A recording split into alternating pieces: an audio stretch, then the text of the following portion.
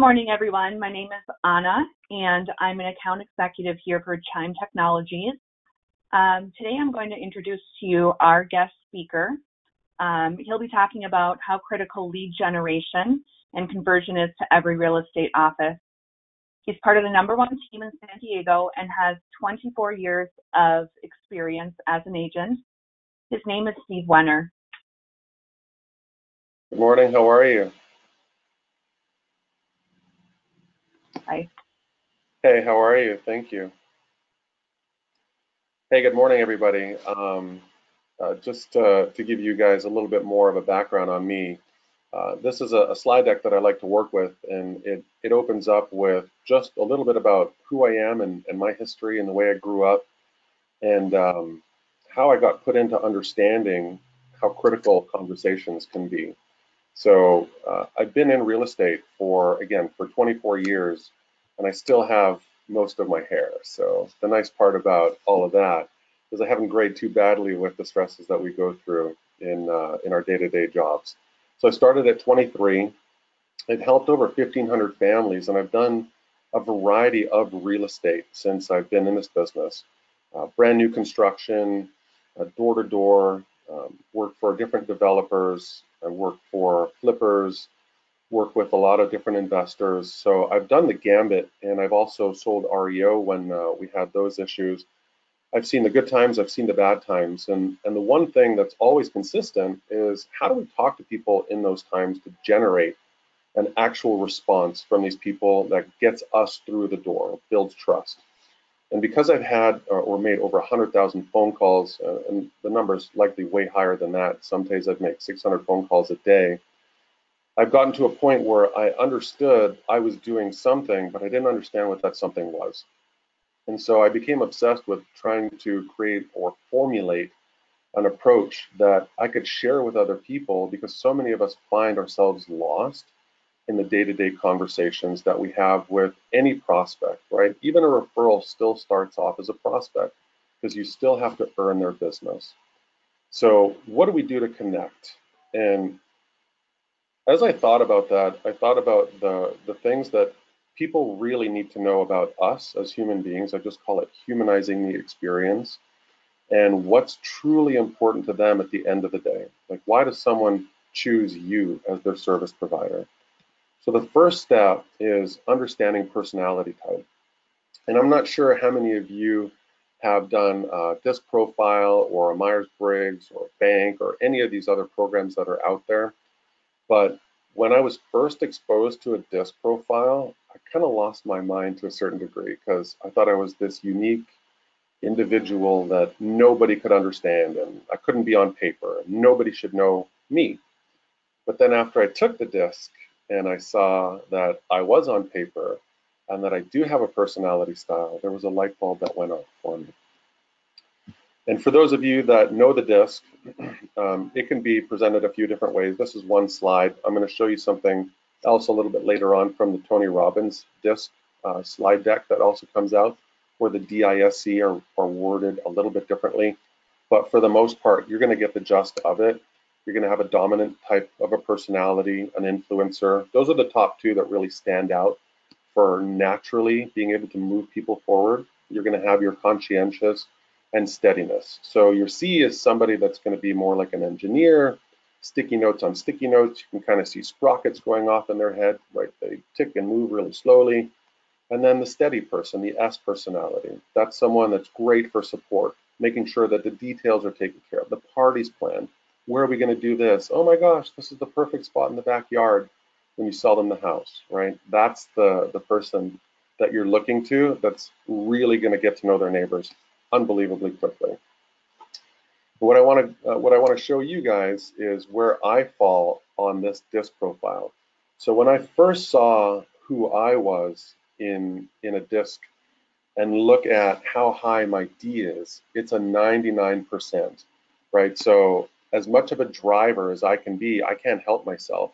I needed to learn how to implement filters into my personality, because if something comes to my mind, regardless of how bad it may seem coming out, before I started layering filters into my communication model, I would just say, And a lot of people can't take when you're just saying something if it doesn't exactly align with what they wanted to hear. So my D and my I are unbelievably high. My S, as far as just being accommodating, I can turn that on and off. It's around 50%. My C, as far as being organized, that's a major issue for me. So I have an assistant that's been with me for 5 years. Whatever I create and flow through, she's there to make sure that she can pick up the pieces and make sense of it. Because I'm always getting out there and I'm making things happen. So once you have an understanding of who you are and how you play with others, as you can see, there's the introvert, which almost covers the entire map for my personality style. There's the people, as far as who I can deal with. Again, covers a big portion. That's the I portion of me. The introvert, or the quiet side of me, that's only when I've had way too many conversations in a day and I just want to go in a corner and read a book or be left alone to just have time for myself. And tasks, again, it's just don't give me too many tasks. Put my calendar to work for me. I need to know where I'm going, but somebody else is going to set up all the details, and I'm there to do what I need to do, which is drive the conversation forward, make the work happen, make the deal happen, problem solve. So I understand all of those things about myself. And why is that so important as far as one of the two critical things that we need to understand about what people want? The reason being is because once you identify who you are and what your strengths are, you have to realize that that's how other people function as well. Once you start understanding that you're dealing with other personality types, you're going to start to break yourself down and not think of yourself anymore. You're going to think of yourself as a service provider who's going to fit into a mold of the other person. And the reason that we have to work to fit into the mold of the other person is because that person has a communication style. I'm not sure if there's a feedback right now. Did somebody hear that feedback on our? Figure out where that's coming from. Sure. So as we jump back into this, after our train whistle went off, we're going to look at what a D does. And if you look at the high part of the D, somebody that's demanding, driving, forceful, I'm just going to take a break for a second. Sorry, guys. Do you have any idea what that sound may be? Okay. No, everybody did.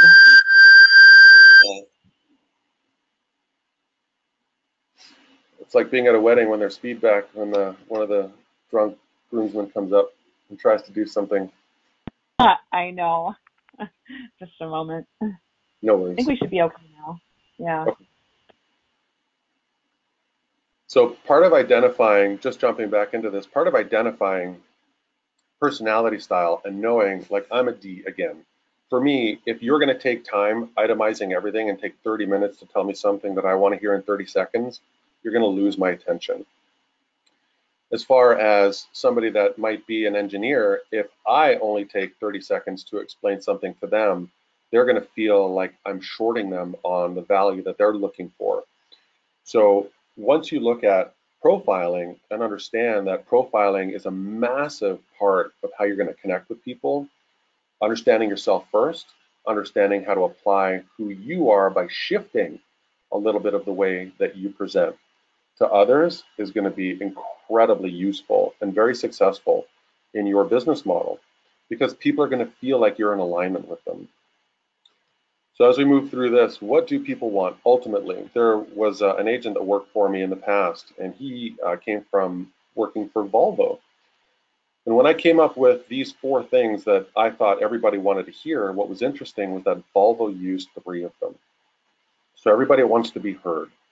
So whenever someone is telling you something, let's forget about a prospect for a second. Think about a friend talking to you, and think you for a moment really, really busy, and you're not making eye contact. You're in your own head. You're trying to look at your phone. You're glancing. So when somebody's talking to you and you're not engaged, you're not looking at them, how do you think that makes them feel? So many of us aren't present in the conversation, or we're further ahead in the conversation than our prospect or our friend is, because we're already thinking about solutions that we want to tell them or we're in our own heads about things that we're panicking about because they weren't done. So everybody wants to be heard, and then everybody wants to be acknowledged. When you do face forward, when you are looking at your prospect and they are communicating to you, when you're listening to them, acknowledge them. Silent head movements, or yeah, that totally makes sense. Acknowledge that. That's going to give somebody just the impression and a true feeling that you're in the conversation. Because what happens when you're in a conversation and you're listening, you're acknowledging, you're going to show them that you understood what they were after. For so many of us in real estate, when people are explaining what their needs are, because we're going through a qualifying process, which I'm going to get to in a moment, once we go through the entire qualifying process, somebody wants to know that we understood exactly what they're saying. I have a special needs child, I need to be around this particular school, whatever the situation may be, you have to acknowledge it, because if you miss the boat and then you just start moving forward and you're on the wrong track, what's the likelihood of them wanting to retain you, engage you, feel comfortable about the process, feel like you've got their back? Because at the end of the day, all somebody wants to be is taken care of. A service provider, when you think about anything, when you go to a restaurant, you're waiting for your server to come to the table. First you get sat, you're waiting for the server to come to your table. I don't care how much you expect out of that server. If that server doesn't come there within the first few minutes, you start looking around. You feel like something's wrong because all of these people are in a setting and you're feeling like you're the only one not being taken care of or acknowledged. When that server comes to the table, you're already going to have some sort of a pushback or a negative based on them being there because they took so long. And if they're not going to be prompt, and not sure where the feedback's coming from again, but hopefully that can be muted. Sorry, guys. Sorry, I don't know why that's. No worries. So when that server does come and they do take your order, and maybe you've been there 30 times, 40 times, you're at your favorite restaurant, and they already know your order. They know you by name. You know everything is just going to be on point. And there's a server. Oh boy, good old webinar. No worries. Sorry, let me just check something. I'll see if it's me for a second.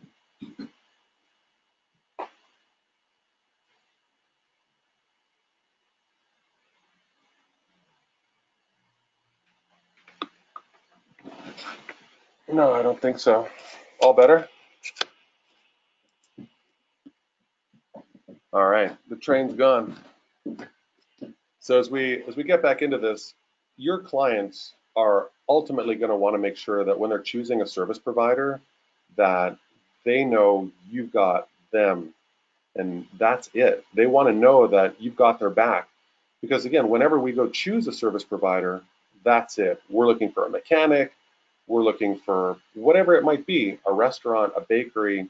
Anytime we go somewhere, depending on the level of service, we'll refer and we'll go back. And it's the same thing in this instance. Real estate might be a once every 9 years, but that doesn't mean that the people that we're servicing, or the vendors that we know, the professionals in our group, if they can see what we do to take care of our client base, then they're going to start referring us. And that's the most important part. Because why do we refer? Why do we talk about certain people? And any one of you in this very moment can recall a moment where you've had exceptional service, or where you like to go, or where somebody knows your name at a particular establishment. Those things are critical. So what I like to build off of, years ago, there was a company that did coaching for our office. We're still coached. I'm coached by an organization. But about 7 years ago, we were coached by an organization out of New York. And one of the things that they taught us was an acronym. So I always used something. I always had my own way, but I never had it down in an acronym. So this qualifying acronym, if any of you are able to write this down, and I'll share it later, but I call it LP Mama, and that's the way it was described to me: location, price, mortgage, agent, motivation, and appointment. Those are the things that you need to know every single time you have a conversation with a prospect in real estate, because those particular those headings, that each letter to that acronym will tell you where somebody is in the process. So for instance, the location. I'm in San Diego. I live in the Oceanside area. Let's say somebody's looking at one of my listings in Oceanside. I'll ask them, is Oceanside the area that's most important to you, or are there any secondary areas that you're considering just as highly as Oceanside? So now I'm going to start finding out where they want to be. I'm going to discover their price point. So maybe they inquired, it was an online lead through realtor.com, and I protect my inventory on realtor.com, so I'll get the leads directly. So I'll know what somebody is inquiring about, and maybe it was an $800,000 listing. I'll ask them about the price point. Is that the price point that you're most interested in? And is 800 within your budget? Are you looking to be a little bit higher or a little bit lower? So we want to find out where their threshold is, and then we're going to go into the mortgage. So I've already found out location. I've already touched on price point. Now I'm going to go into the M, the mortgage aspect of it. And I'm always going to ask them if they're paying cash or if they're going to be financing. Because some people in the San Diego area, and I'm assuming in your areas as well, San Diego does have a lot of cash buyers. If your area is flush with cash when people are coming in and they're buying in your marketplace, other areas may be primarily VA and FHA, but we in San Diego and Southern California have a lot of cash. So we want to find those things out because all of those things are going to elevate our client base. If somebody has cash, obviously a cash offer is king, right? And then you're going to have a strong conventional, and then VA and FHA are going to be pretty much neck and neck where they are as far as government loans.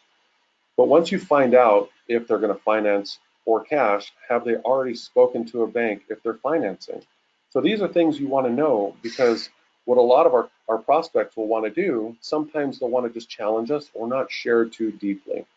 And they'll say things like, no, I'm good. Yeah, I'm going to finance. My credit score is great. And I went on Zillow and I used their financial calculator and everything works out. I can probably go afford $900,000. And we know as professionals that that's the furthest thing from reality because they haven't had their credit pulled. They haven't talked to a lender. There could be something on their credit report that's been lingering that they don't even know about. So now we've moved through the critical parts, right? Their location, their price point, they're getting a mortgage, and then we need to know who's representing them. So even though the part in the MAMA, so mortgage agent, I always call myself a professional. So I always ask them, instead of an agent, is there a professional like myself that's working with you currently to help you find what you're after in real estate? And I use the word professional because that word stands out. And I'm not sure how you look at yourself in this business, but I look at myself as a professional. And when you use that word, the words that we use, which we'll also get into a little bit further in this presentation, those resonate with us because there's a slide deck that plays up and down in our minds that creates references for us. So when we trigger particular references for people by using empowering or engaging words, our qualifying process is what's going to resonate with them. So once I find out if they have a professional, I like to find out their motivation. Are they owning a house? Are they renting? Are they month to month? Did their landlord put the house up for sale? Do they want to keep their property and buy another property and use that one as an income producing property to create wealth for their future?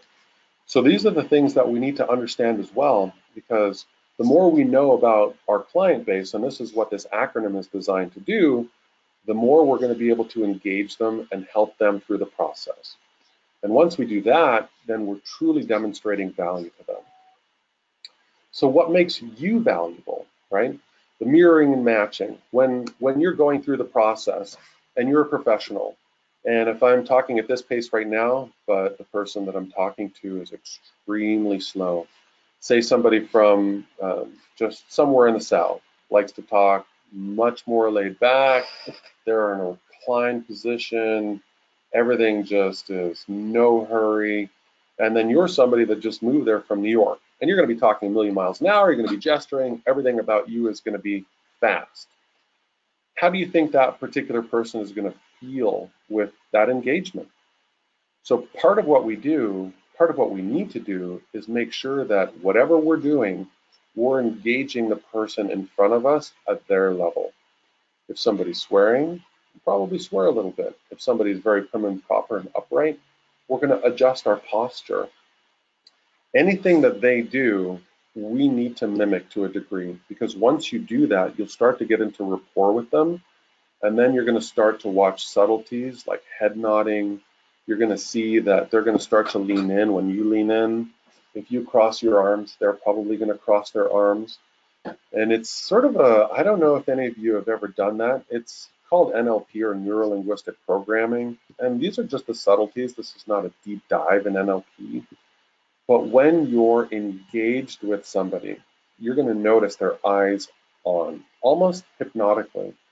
And one of the reasons is because of the rapport you created, but another big reason is the value that you're presenting based on you being a professional. So if somebody's talking about certain things, you also have to know enough about your business to drop knowledge on them, because it's in the knowledge that's going to make somebody also buy into you. Developing the rapport, that's one thing. Oh, I think Steve's a nice guy. Great.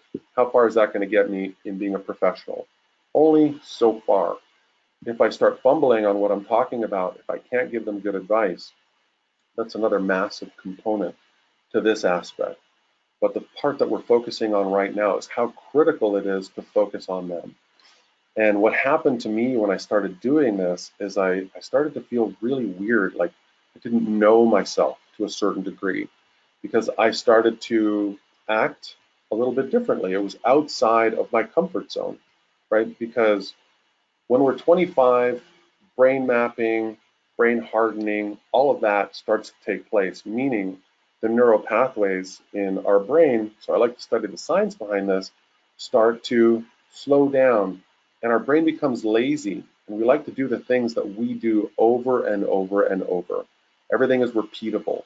So when you take people that say, my New Year's resolution is, and they break that resolution in about 20 minutes, it's because they weren't immersed and disciplined in making change, because it takes about 3 months to adopt change through immersion and rewiring the brain, where brain mapping starts to grow, and all of a sudden our brain has different areas that we can start going to when it comes to this. Because what you'll start noticing is that when you change your tonality and you're mindful of it, once you can ask questions with different upswings or downswings, right? If you want to ask a question, so why are we doing this versus why are we doing this?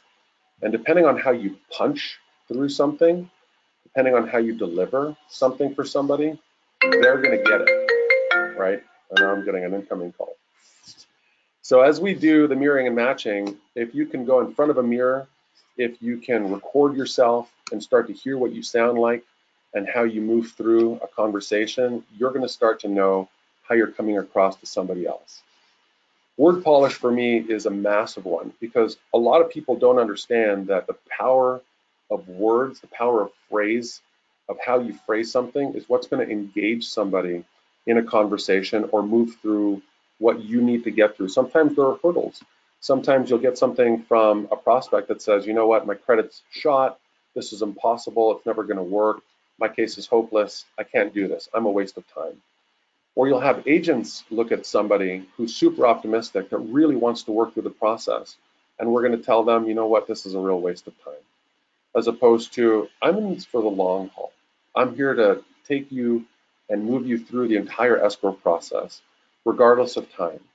And what I want to do is I'm going to align you with a credit repair person. And what they're going to do is they're going to look into everything and start to provide you solutions. And even though you're not planning on moving for 6 to 8 months, if we can clean up all of this, it's never too early to start.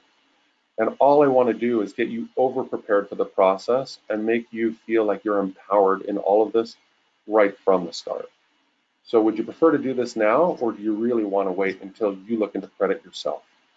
So depending on how we frame things for people, depending on how we engage these people, we're going to empower them. And so many people don't have a professional that can start engaging them early and make them feel extremely comfortable with the process and how we're going to walk them through the process. And for me, that language is so critical in getting people to buy into you and make you feel make them feel extremely excited about the process that they're about to go down with you, that they're never going to leave you either.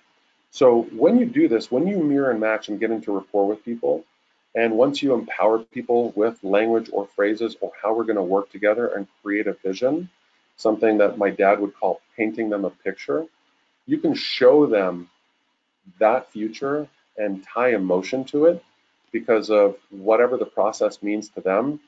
The likelihood of them being yours, not just through this process, but becoming a walking billboard in the future for referring you is massive. And those are the types of clients and the client base that I have. So the reason those things are so critical, knowing the acronym that you're going to work from, the LQMAMA, location, price, mortgage, agent, motivation, and appointment, understanding how to mirror and match the person in front of you, empower them through words or phrases, and then you get to watch physiology. And this, for me, is the biggest tell in the world because there's always a story behind the story. So when you're qualifying your client, if you say something that's not in alignment with what they want, or if you start talking about something where they tell you they want to be in a certain area or of the city that you're in, and the next thing you know, you're telling them about an area that might be 20 or 30 miles away that they've never even brought up or engaged, the likelihood is they're probably going to sit back, their physiology is going to change, their face is going to make a micro movement that's like, what? How did that happen? And if you're able to watch that physiological change, you can stop your presentation. You can absolutely stop dead in your tracks and go, what just happened? They're like, what do you mean? Well, what just happened to you? I was saying something and everything shifted. You were in your own head about something because of what I said. And they're like, how did you know that? And it's almost like you're a mind reader, but you're not, because we can see when people are engaged. When everybody's in alignment with us, they're nodding their heads based on what we're saying and feeding it back to them.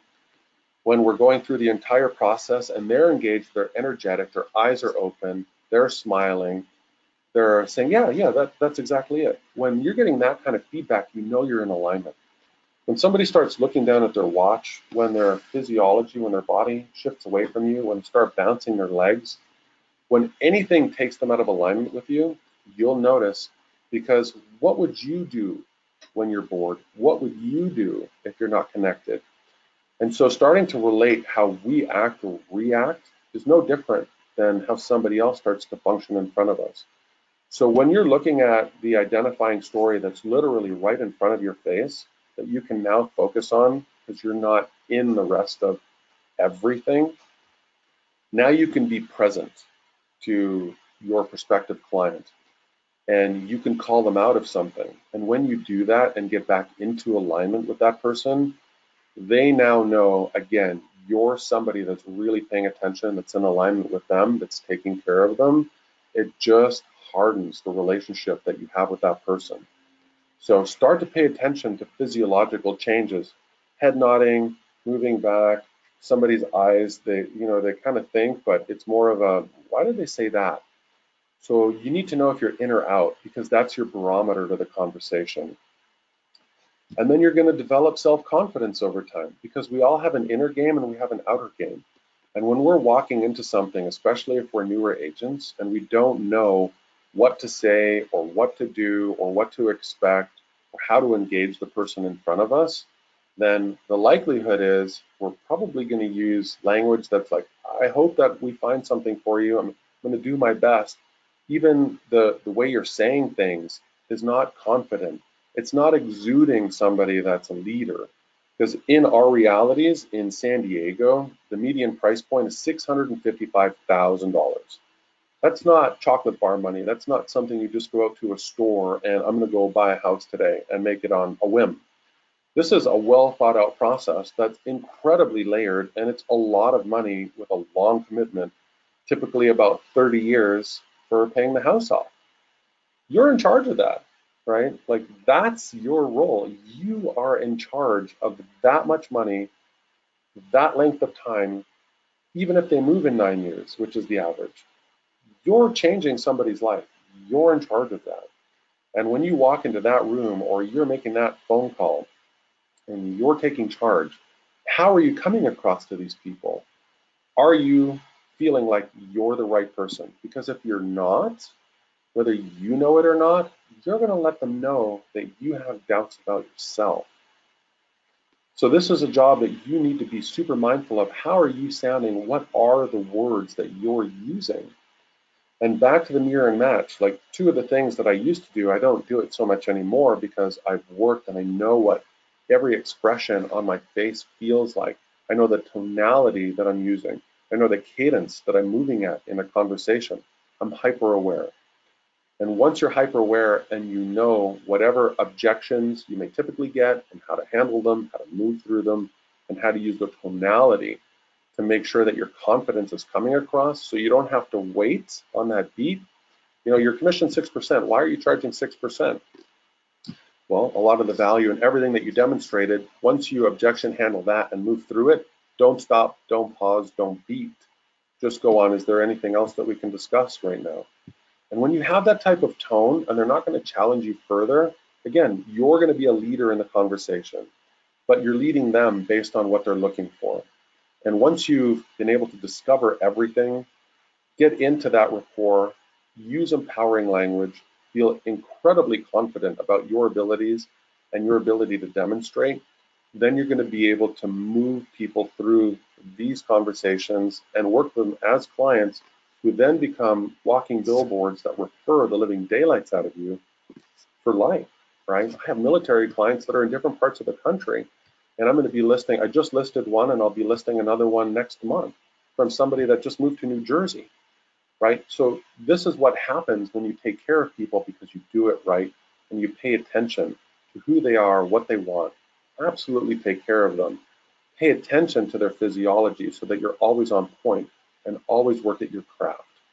So part of this webinar, I wanted to take the first 30 minutes to open it up to what I like to talk about. And I'd like to take the remaining 20, 30 minutes to also understand where you're at, what you'd like to know more of, because I do this day in and day out.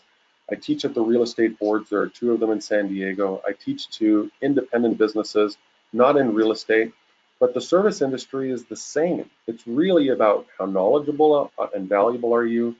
How can you perfect a framework or a qualifying model that you never miss a beat? And how can you align yourself with that particular person in that framework so they feel like you're the right person for them, not just now, but someone, because we all have referring people that we resort to all the time. Hey, who do you know who does this? Who do you know who does that? I've become that person. Like, people will come to me for referrals, right? So how does all of that happen? And so I'd like to open up Q&A for the attendees that we have on here, because I've gone through a process. The process is a model. It always works the same way. We just have to practice at it. But I'd love to hear your questions or where you find yourself or how to deal with certain situations. So let's open this up to Q&A right now. And I look forward to hearing what you've got.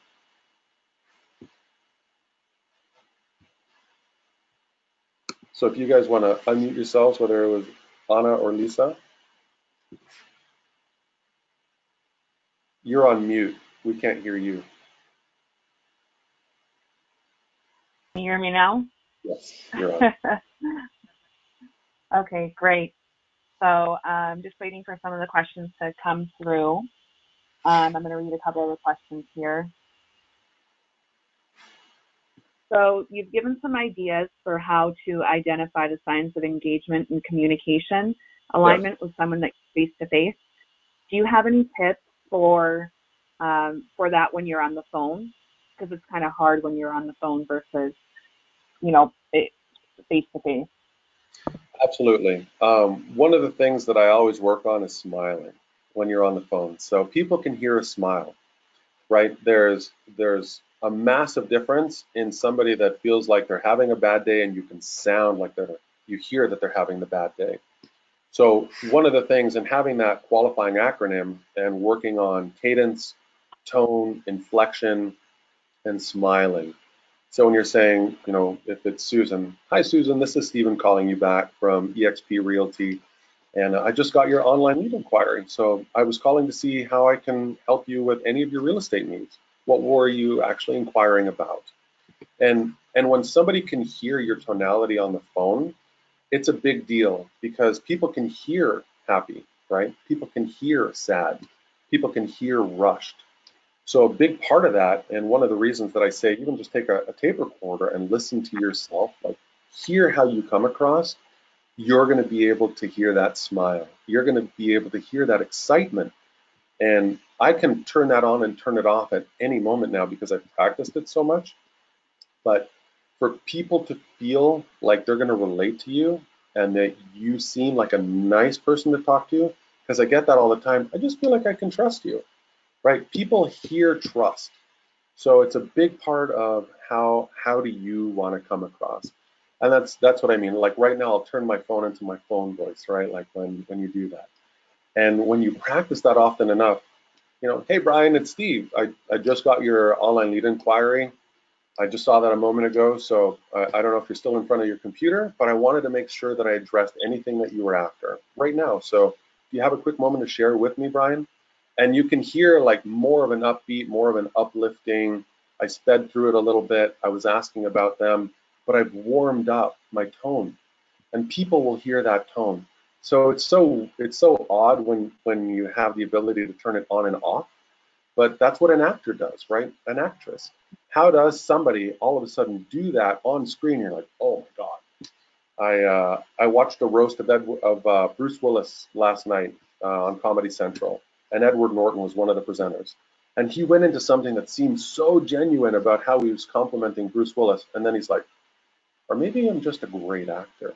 You be the judge. And it was so interesting because he then gave the viewers something to think about. It's just like, holy crap, that was so brilliant. He seemed like he was so in it, but then he just turned it off. And it's not that you want to be insincere, it's just that you need to know how to sound when you're talking to someone on the phone so that you connect. Because we only have a moment, and the moment is so brief for someone to judge whether they like you or next, right? And we don't get second chances, very rarely. Yeah.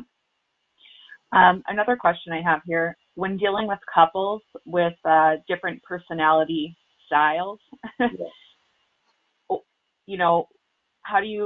do you try to connect with most? So what I like to do is going back to everybody wants to be heard, acknowledged, right? Everybody wants to be understood and taken care of.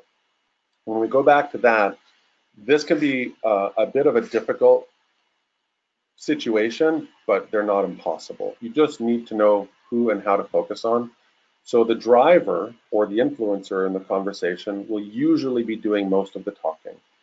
So make notes, make copious notes as to what they're saying. And then you can go back to the more submissive person. And let's say Susan is the driver in the relationship and John is the submissive person. So Susan's talking about, hey, I want this for the kids and this for the school district and this for that and da da da. And then I might go back in and I'll go, hey, John, so, what Susan's saying, it sounds awesome. I made all those notes. I'd love to know what's important to you in everything that we just discussed. I'm not sure if commute time is of importance. So you'll start to interject a little bit, not take away from Susan, but you've addressed what Susan put out as the finer points. And now you can start asking John if there's anything else we need to touch on so that you can involve them in the conversation. And there will be an imbalance typically because that's probably the way their relationship works anyway. Susan may take care of most of the stuff and John just lets it happen, or he focuses on the things that he needs to focus on. But we want to make sure that John is heard. So we'll start with the conversation where we'll keep coming back to John occasionally to make sure everyone's on point. And then in an email after, we'll we'll surmise the conversation, send an email. From what I heard, these things are extremely important. I want to make sure that everything was touched on for both you, Susan, and John.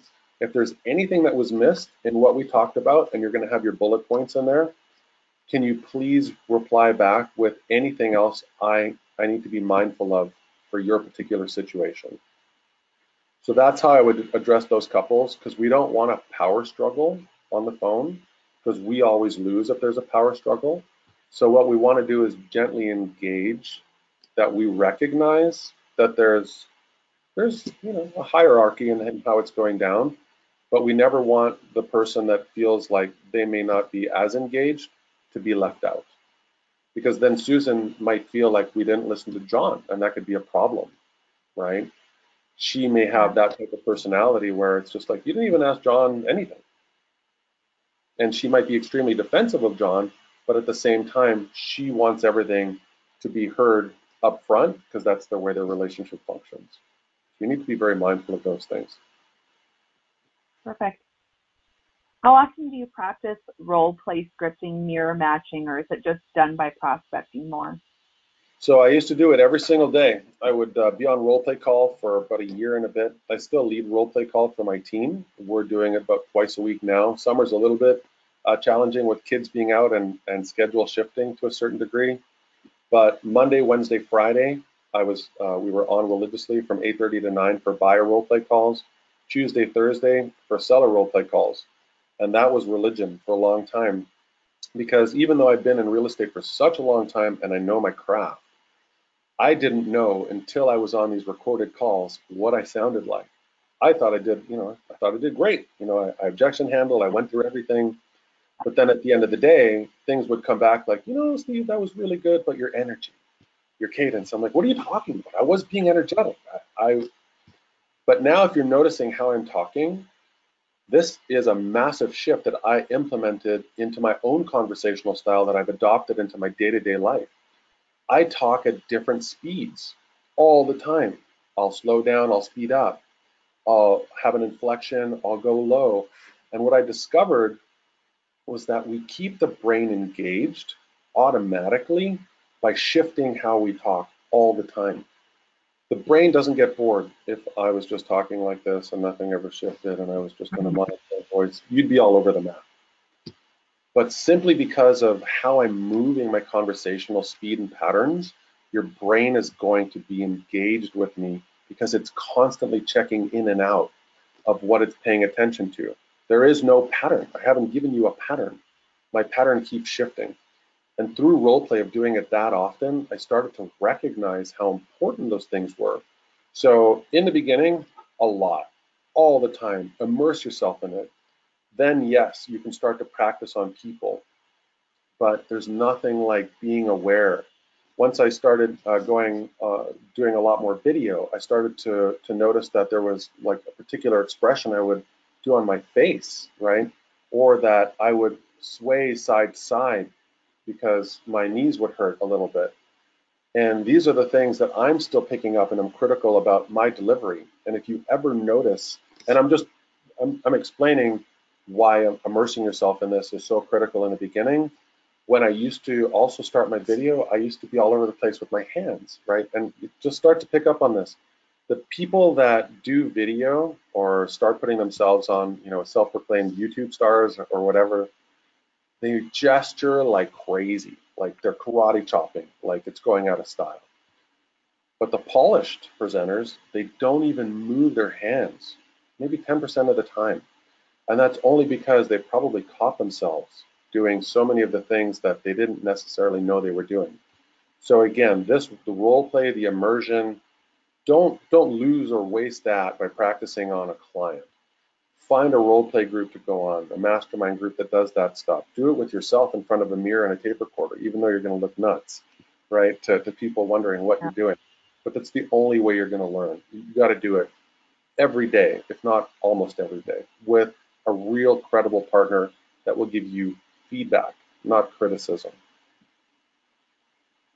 Great.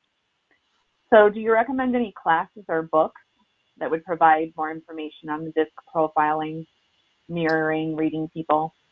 So for the profiling, like getting an idea of your disc profile, what's really cool is Tony Robbins offers a free disc profile. So just Tony Robbins disc, DISC.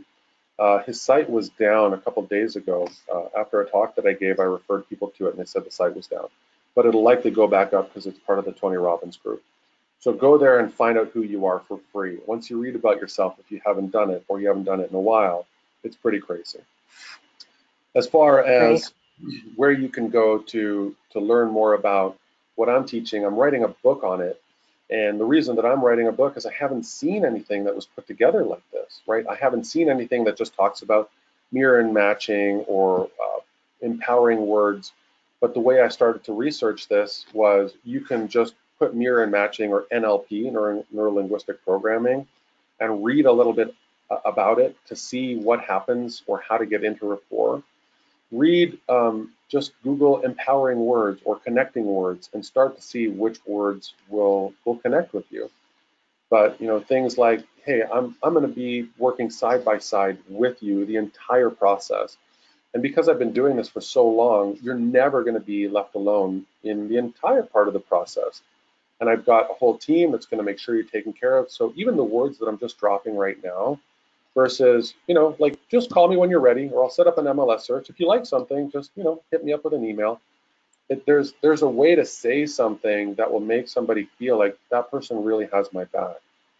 So when you go through those things, the mirror and matching and the word polish, it really is through practice and finding what words you align with. But the biggest part is working through that acronym, that location, price, mortgage, agent, motivation, and appointment.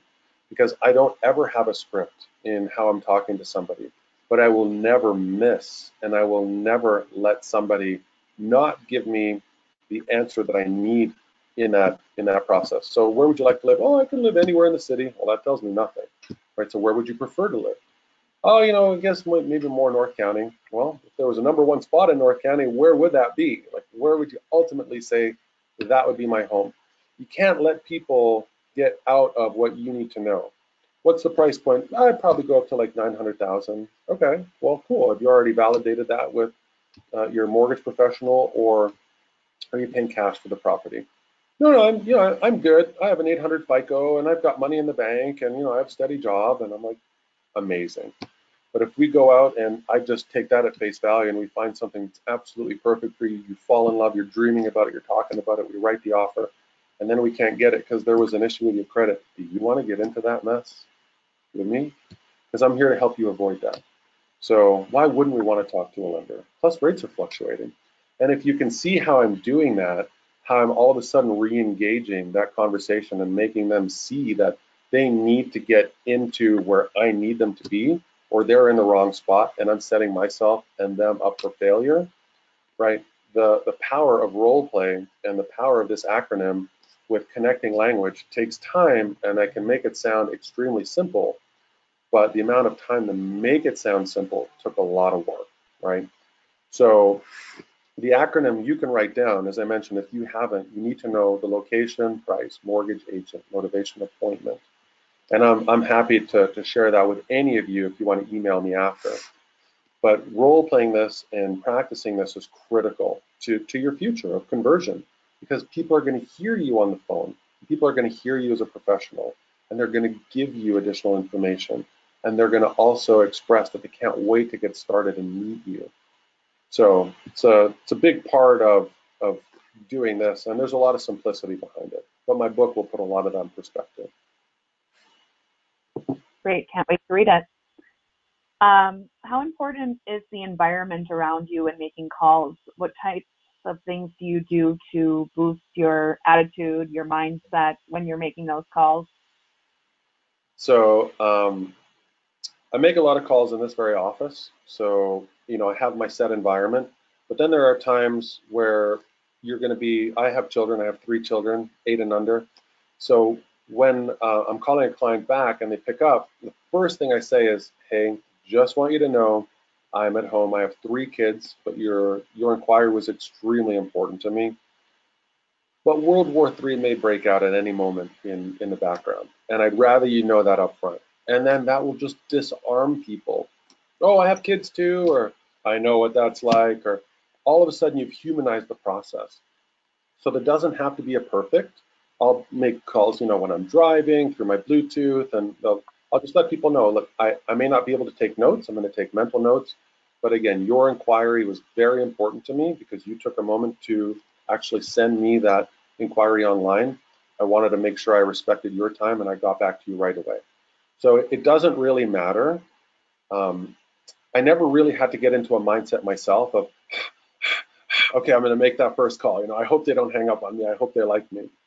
It was always like, I'm ready, here we go. And the first call for a lot of people is always the hardest, but then that's it. You get into your routine, get on your go, you start making those calls, and boom, you're in it. So, but for other people, they may have to just be like, I need to be in a happy place. I don't want to be told no. I don't want an FU. I don't know. How did you get my number? Right? I don't want to get a phone. I kind of like those because once someone's like, I'm just like, hey, look, I was calling to check if you had any real estate needs. Unfortunately, I can see there's much more going on in your life than that. Is there anything I can help you with? And I'll kind of shift it away from real estate because they don't know me, so I don't take it to heart, right? But there have been so many conversations I've had with, my wife is in hospice, or you never know what you're going to get. Humanize the approach. You're making calls, right? But be a human being first. That's what I tell everybody. Just be a human being first. And that will always translate and resonate with the other person on the phone. And they'll hear that and they'll like you for it. How much time are you spending on the phone versus face-to-face meetings? So I used to, as I was building my business, I used to be on the phone for hours a day, hours, just prospecting, follow up. Now I have a virtual assistant, I have a full-time assistant, and some agents that work for me because I nurture a lot of vendor relationship or influencers that can really help my business. So for me, spending time with those people is critical. And one of the acronyms I can give to you as well, which is huge, and it was people may have heard of the Ford acronym: family, occupation, recreation, and dreams. A real estate coach, Michael Mayer, shifted it, which I love exponentially more than the Ford acronym, which is the FROG acronym: family, occupation, recreation, and goals. So you always want to know about their family, what's going on, what are they doing in the summertime, what's, boating, trips, anything like that, and their occupation. So what's going on with your work, and then what are their goals? Hey, I want to write a book, or I'm planning on doing this, or I'm going to build something, or I'm starting a foundation, whatever it might be. When you can get involved in somebody's goals and you help them with their goals, because nobody ever expects help. We just don't. If we get help, it's like, oh my God, why did somebody do that for me? When you can help somebody reach their goals, oh my God, that person you're unforgettable at that point. So I employ a lot of that in my vendor relationships and the people that I work with. I'm a referral machine because I understand the importance of valuable connections. So again, I'm not on the phone as much as I used to be, only because I'm nurturing these referring sources that I have, which is a big part of my business now. Most of it is through referral. But when I'd be on the phone, even prospecting, and I'd be like, look, obviously, and I'd always say this, I'm a stranger to you, you don't know me, but that doesn't mean I'm not a valuable professional in my field that also does my best to help anybody that I come across. So is there anything that you need help with, whether it's things for your property, because I work with great contractors, to a CPA, to a wealth manager. And as I pulled up your house, I noticed that you had title taken in a certain way. And I don't know if you have children, but I heard some in the background. And, if anything ever happened to you, if you don't have the vesting on your property taken the right way or a living trust, I'd rather you avoided the massive disappointment your family might be left with in the future. So do you have a trust attorney you can refer to? And do you see the way I just lined that up? I made it sound like a story. I didn't just say, hey, I have a trust attorney. Hey, I have a CPA. It's, if you find out that person's not W-2, they're 1099. You have an amazing CPA, because there are differences between TurboTax and H&R Block when it comes to taking care of a C Corp or an S Corp. And I work with an amazing partner in a CPA firm. And if you don't have the right person, or if you're questioning that, I really do have a solid person that I can refer to you. And in their head, they're going, why is this person doing this? They don't even know me. Why? So always come across as a giving individual, and on the phone, even to these strangers, because you never know what they're looking for. You never know how valuable you can be to them. You never know how useful that referral can be. And then again, they're like, I don't even know this person, but you probably should call Steve in real estate. You should probably do that, even though they're a stranger and they're not even a client yet, just somebody that's a prospect that may work with you in the future. because they might have said that as well. I'm not planning on selling for 2, 3 years, but sure, keep in touch, right? So get into their world, offer your world to them, humanize it. Right. Your methods rely on being in the moment and being responsive to the individual. Can a script still be used effectively as a guide, and maybe as long as you don't feel bound to it, using like a script? Again, I talk about an acronym. You're just talking about an everyday script that people might have from some other organization. When you're working through a script, you're trying to lead somebody down a rabbit hole. Okay, when you're working through an acronym, you're directing the rabbit hole. So that's one of the reasons that I'm not a big fan of just scripting. In my acronym, I'm never going to miss a beat. I can just go through whatever I want to go through. A script will be, for those of you that might be old enough to remember Three's Company, I'm 46 now, but I'll be 47 in August. And Three's Company was a big part of what we used to watch on TV. And Jack Tripper was he was selling furniture, and he went up to the Ropers and he walks in there and he's like, "My, you have a lovely 3-piece living room set." And Mrs. Roper looks back at him and she goes, "What are you talking about, Jack? That's a 2-piece living room set." So when you're going through a script, you're not in the moment. You're not really paying attention to everything. You're just trying to hit on that stuff. When I used to make expired calls, when there were more expired calls, I used to read through the scripts that these other coaches would give you, and I'm like, what the hell wants to say all that? I would just be like, "Hey, this is Steve calling from eXp Realty. I don't know what number I am as far as the agents that already beat me to calling you. So I don't know where I am, but obviously you found out your house is no longer on the market, right?" Like, "Oh my God," and they can be super pissed because most of them are. I'm like, "Look, the only reason that I'm calling you is because I have no idea if you're planning on just shelving this idea and not selling your house anymore, or are you planning on changing professionals? That's really all I want to know is what direction are you taking?" Because the last thing you want is a bunch of people calling you all the time trying to figure out, are you or aren't you? And I wouldn't go through the script. I would just let them tell me they're going to shelve it, or, yeah, you know what, I really am looking for a different professional. I wouldn't go into what did they do right? What did they do wrong? When are you going to do this? And that's what the scripts do. And you're like reading through that and you're not even connected to it. You're just not. So I always just like, do you or don't you? And if you do, cool. When are you interviewing other agents? Because I'd like to audition for the position and I'd like to show you what I do differently. But the most important thing that I'm going to do is pay attention to what you're after. So when can we schedule that time? Bang, that's it. I just went into a close. Took me 30 seconds, right? I got rid of them being pissed off, and they're probably going to still hear their phone beeping, and I'll make a joke of that. I'm like, that's more me's, but they're not quite me. There are more me's calling you right now that want to see when we can set an appointment. But when can we do this? And if you can hear, I'm making it sound like I'm talking to a friend. I'm not sounding like some crazy, like, I need this appointment. We got to do this. I'm meeting my quota. Sound like a human being. Make fun of the process. Are they or aren't they moving forward? If they're not moving forward, if they are going to shelve it, totally get it. This is a really trying experience, especially if it didn't sell and you've been hearing it's such a hot market. And now everybody's showing up, calling you right now, just like I did, right? And I'll say just like that, just like I did.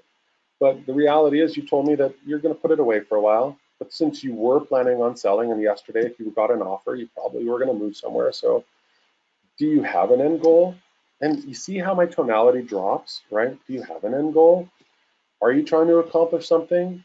Yeah, I want to retire and I want to do this. That's amazing. Cool. What's out there?